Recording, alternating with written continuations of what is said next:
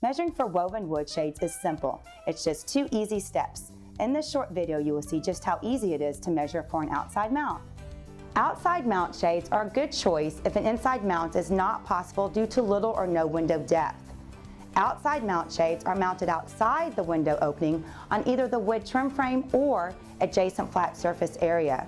The product details page on our website provides information on how much flat space is required around your window to install your shades. When you specify an outside mount, we will not take any size deductions. Your shade will be made at the exact size you specify.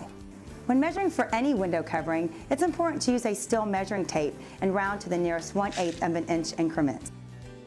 Your first step is to determine the width of the blind you will order. If you have trim around your window, simply measure to the far edges of your trim from left to right.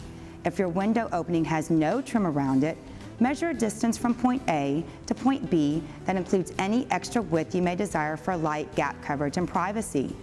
We recommend adding 2 to 3 inches to each side.